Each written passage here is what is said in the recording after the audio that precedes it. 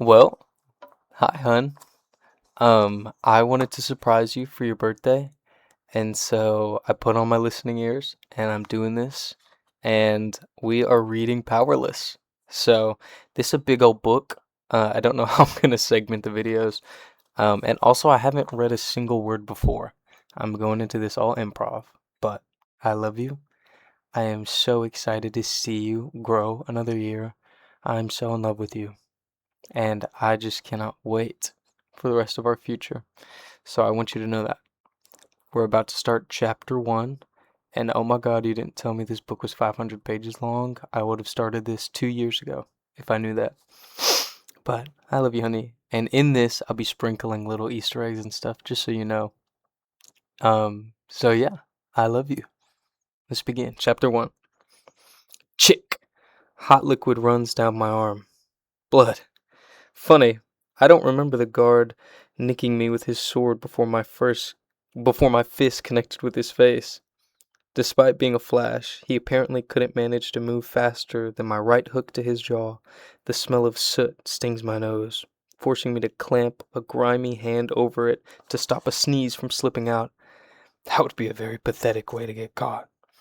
When I'm sure that my nose won't alert the Imperials lurking beneath where I'm hiding, I return my hand to the filthy wall my back is currently pressed against, with my feet planted opposite beside me. After taking a deep breath that nearly has me choking on soot, I slowly begin my climb upward once again. With thighs burning almost as much as my nose, I force my body to continue shimmying while stifling the sneeze. Climbing up a chimney isn't exactly how I thought I would be spending my evening. The small space has me sweating, swallowing my fear before scrambling to the top of the cramped corridor, eager to replace the grime-caked walls with a starry night.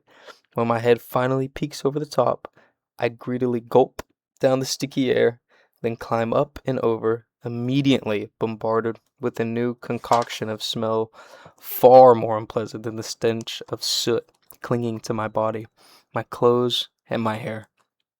Sweat, fish, spices, and I'm quite certain some sort of bodily fluid blend to create the aroma that surrounds Loot Alley.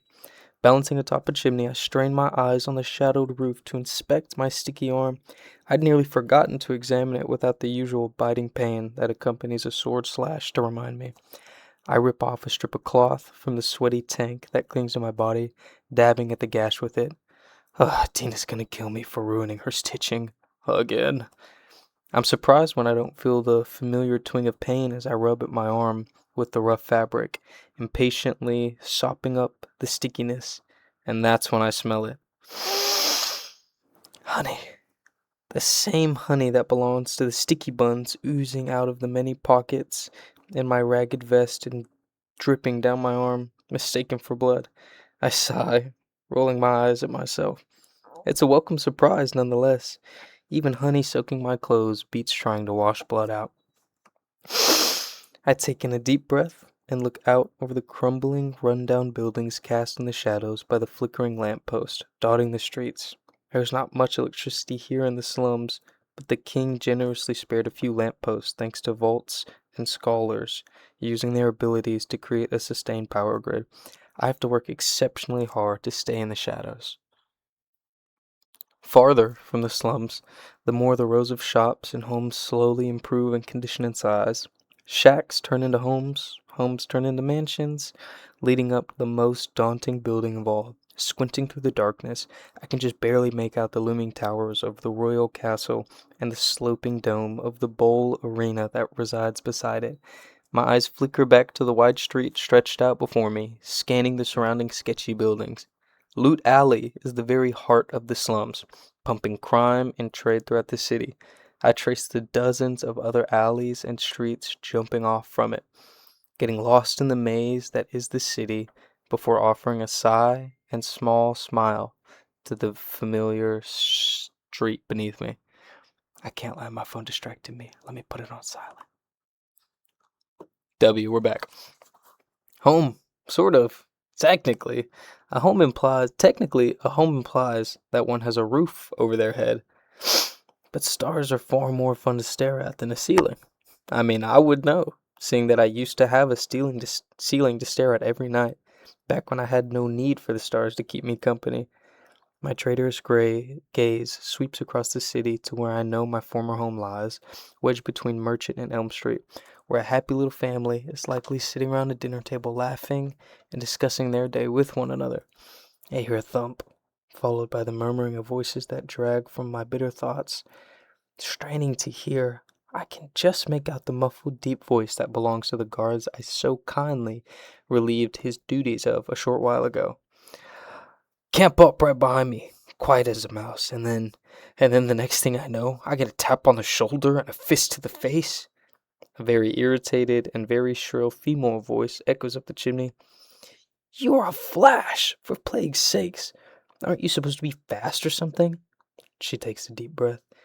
Did you at least get a good look at his face before you let him rob me again? All I saw were his eyes, the guard mumbles. Blue, very blue. The woman huffs in irritation. Oh, how helpful. Let me just stop every person en route to see if their eyes match the vivid description of very blue. Oh, sorry. I stifle my snort as something creaks from the other end of the room, followed by a chorus of muffled footsteps. From the groan of rotting wood shifting beneath several new pairs of boots, I immediately deduce that there are more guards that have joined the hunt. And that's my cue. I hop off the chimney, grabbed onto the raised ledge of a roof, swinging my legs overside to dangle above the street, blowing out a breath.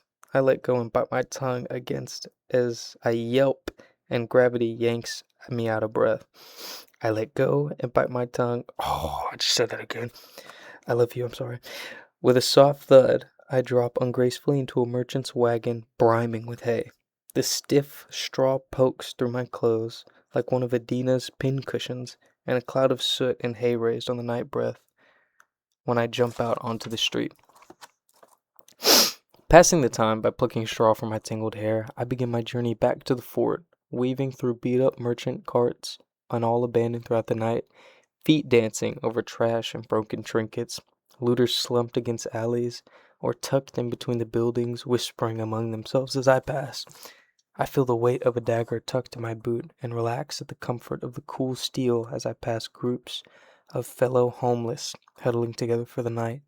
I can see the faint shimmer of purple force fields shielding some, while others don't even have an ability strong enough to allow them to sleep peacefully, which is the exact reason why they call the slums their homes. I keep my steps swift, as sure as my eyes sweep back and forth across the alleys, never letting my guard down. The poor don't discriminate. A shilling is a shilling, and they don't care if they jump someone worse off than them to get it. Several guards cross my path as I'm zigzagging down the streets, forcing me to slow down and steer clear of them. Every shop, corner, and street has been bestowed with the gift of leering white uniform law enforcers. These brutal Imperials have been stationed everywhere along the loot alley by decree of the king due to an increase of crime. Clearly, that has nothing to do with me. I slip down a small alley, making my way towards the dead end. There, tucked in the corner, is a mangled barricade of broken merchant carts, cardboard, old sheets, and plague known as what else. Before I'm even halfway to the pile of garbage we call home, a face obscured by wild, shoulder-length curls pop over the fort. Did you get it? Untangling her long legs from where she sits, she effortlessly stands and phases right through the 3-foot wall of our trash barricade without a second thought, and then she's bounding towards me with so much hope in her eyes that you'd think I'd offer her a real roof over her head and a warm meal. And though I can give her neither of those things, I do have something far better in her opinion. I sighed. I'm offended you doubted me, Adina. I thought you'd have a little bit more faith in my ability after all these years. I sling my pack from my back and pull out the crumpled red silk from within, unable to suppress my smile as a look of awe settles on her face. She greedily claws the silk from my hands, running her fingers through the soft fold and fabric, peeking up through the curly bangs hanging on her hazel eyes. She looks at me as though I'd just single-handedly eradicated the plague rather than stolen fabric from a woman not much better off than we are. Like I'm the real hero and not the villain. Adina's smile could rival the sun over the scorched desert. Pay, you and your sticky fingers work magic, you know that? She throws her arms around my neck, pulling me into a crushing embrace that causes more honey to ooze down my vest and pool into my pockets. Speaking of sticky fingers, I peeled myself from her hug to fish around my pockets. I retrieved 6 smashed sticky buns, only slightly unappetizing with the hay that now decorated them. Adina's eyes got so wide at the sight, snatching one from my hand just as greedily as she did the fabric. She turns mid-bite and uses her phaser ability to stride right back out of our fort without a second thought, popping herself down on the colorless, rough rugs that lie on the inside of the barricade. She pats the spot behind her, expectantly, and unlike her, I ungracefully leap over the wall before I can take a seat. I bet Maria wasn't too happy about her shop being looted again. Poor thing should really up her security, Adina says between bites, a crooked smile joining at the crumbs of her face. Despite my robbing the woman at least once a month for the past several years, she still only managed to conclude that I am a he. Well, at least she's trying. Actually, I say with a shrug, she had 2 more Imperials stationed around her shop than normal. She must be getting tired of all of the stolen sticky buns over the years. Adina narrows her hazel eyes at the sight of my smile. Thank the plague you didn't get caught, Pay.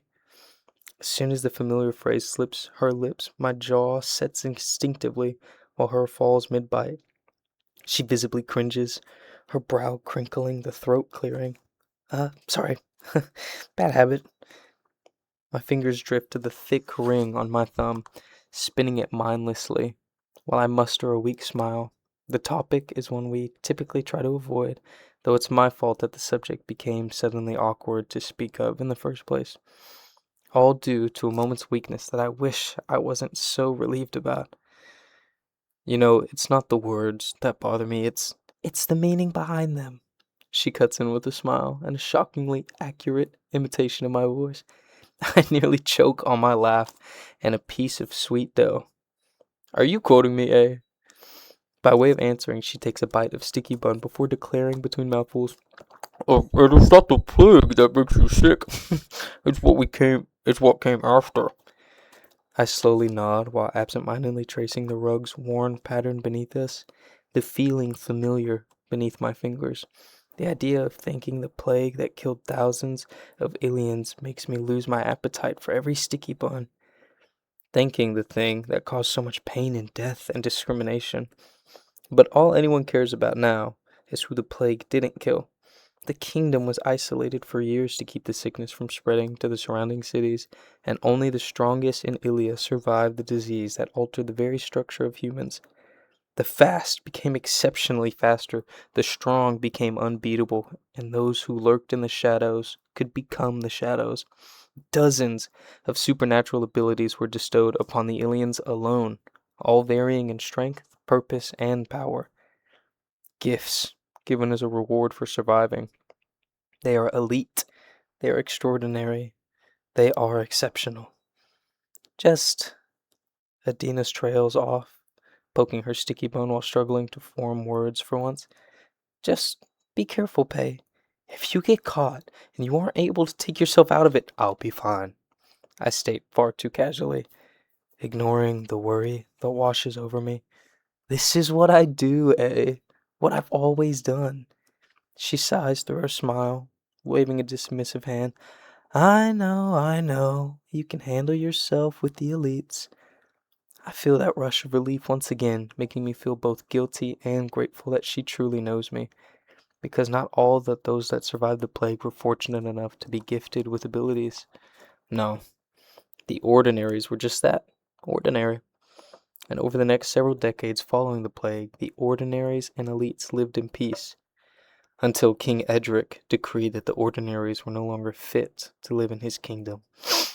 It was over 3 decades ago when the sickness swept through the land. Due to the outbreak that was likely a common illness, the king's healers used that opportunity to claim that the ordinaries were carrying an undetectable disease, saying it was likely the reason they hadn't developed abilities. Extended exposure to them became harmful to both elites and their powers, and over time, the ordinaries were dwindling the abilities elites are so protective of. I fight the urge to roll my eyes at the thought. My father believed that that was some bullshit, and I think no differently.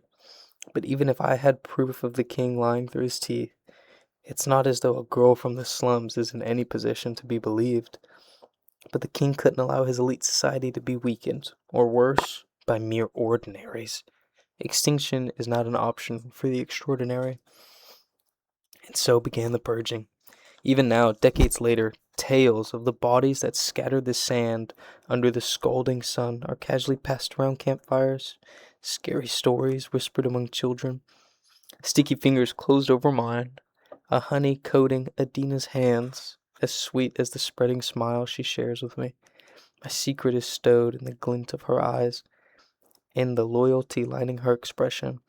I've spent so much of my life resigned to the fact that nothing would ever be real, every friendship false, every kindness calculated.